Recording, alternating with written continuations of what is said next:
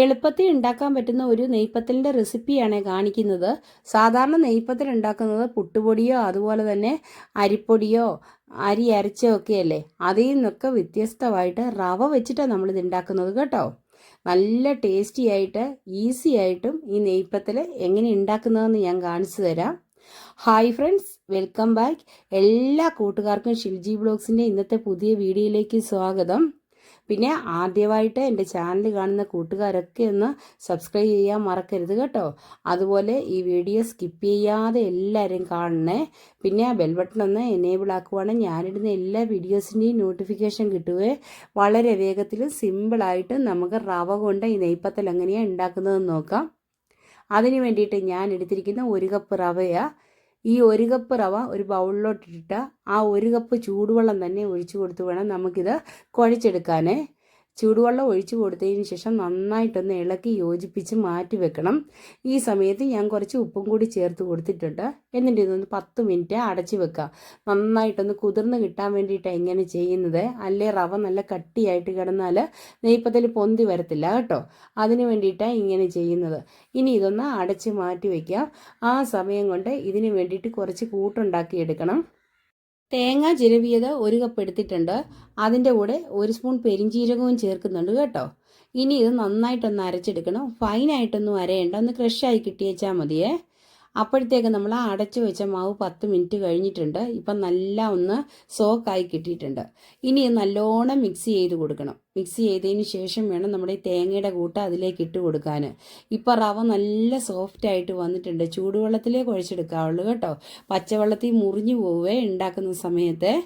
ഇനി ഈ കൂട്ട് അരച്ചു വെച്ചിരിക്കുന്നതും കൂടി ചേർത്ത് നല്ലോണം നമുക്ക് മിക്സ് ചെയ്യാം. എന്നിട്ട് കുറച്ച് ഓയിലും കൂടി ചേർത്ത് കൊടുക്കുന്നുണ്ട്. പിന്നെ ഒരു കാര്യം മാത്രം എൻ്റെ കയ്യിൽ നിന്ന് സ്കിപ്പായി പോയിട്ടുണ്ട് വീഡിയോ. കാരണം ചെറിയ ഉള്ളി ഞാൻ കുറച്ച് ചേർക്കുന്നുണ്ടായിരുന്നു ഈ തേങ്ങയുടെ കൂട്ട് അരയ്ക്കുന്ന സമയത്ത്. അത് ഞാൻ വിട്ടുപോയിട്ടുണ്ട് വീഡിയോ കേട്ടോ. നിങ്ങൾ ഉണ്ടാക്കുമ്പോഴത്തേക്ക് കുറച്ച് ചെറിയ ഉള്ളിയും കൂടി ചേർക്കണം. അതിന് പ്രത്യേകിച്ച് അളവൊന്നുമില്ല. ഒരു 5-6 ചുള ചെറിയ ഉള്ളി ചേർത്തേച്ചാൽ മതിയേ. ഇപ്പം നല്ലോണം ഞാൻ കുഴച്ചെടുത്തിട്ടുണ്ട്. ഈ സമയത്ത് ഒരു കുറച്ച് ഓയിലും കൂടി ചേർത്ത് ഒന്ന് നല്ലോണം മിക്സ് ചെയ്ത് കൊടുക്കുന്നുണ്ട്.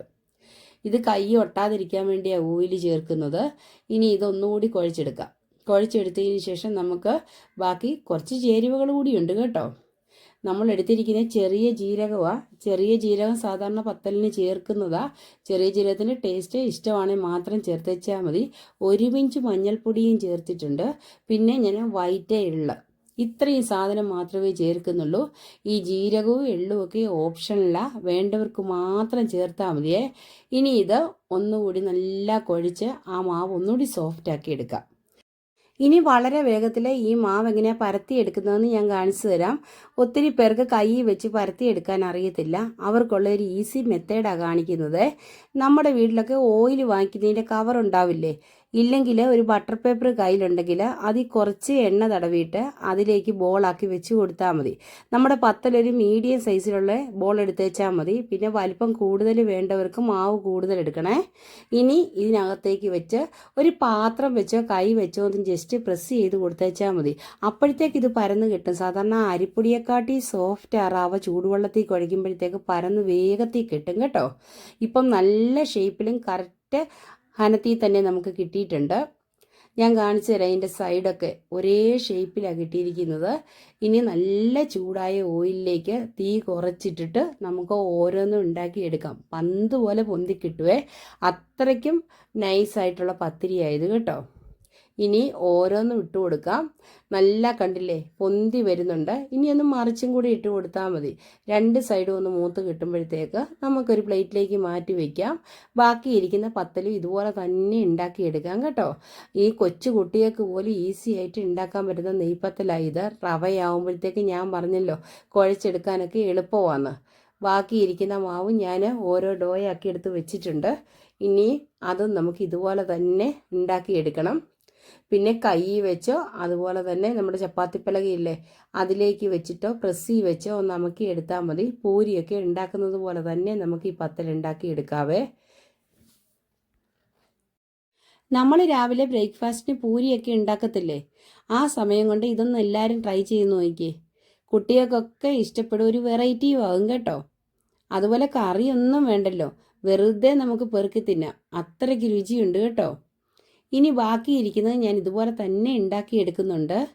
എല്ലാം പരത്തി എടുത്ത് വെച്ചിട്ട് വേണേലും ഉണ്ടാക്കാം, അല്ലെങ്കിൽ പരത്തി നേരെ നമുക്ക് എണ്ണയിലോട്ടിട്ട് അങ്ങനെ വേണേലും ഉണ്ടാക്കാം കേട്ടോ. ഇതങ്ങനെ ഒട്ടിപ്പിടിക്കത്തൊന്നുമില്ല. എല്ലാം നല്ല പന്ത് പോലെ തന്നെ പൊന്തി വന്നിട്ടുണ്ട്. ഞാൻ ഒരു പ്ലേറ്റിലോട്ട് മാറ്റിയിട്ടുണ്ട്. ഞാനിവിടെ എടുത്തിരിക്കുന്ന 1 കപ്പ് റവയല്ലേ. ഇനിയിപ്പോൾ ആൾക്കാർ കൂടുതലുള്ളവർ 2 കപ്പ് റവ എടുക്കണം. 2 കപ്പ് റവ എടുക്കുവാണെങ്കിൽ 2 കപ്പ് തിളച്ച ചൂടുവെള്ളം തന്നെ ചേർത്ത് കുഴയ്ക്കണേ.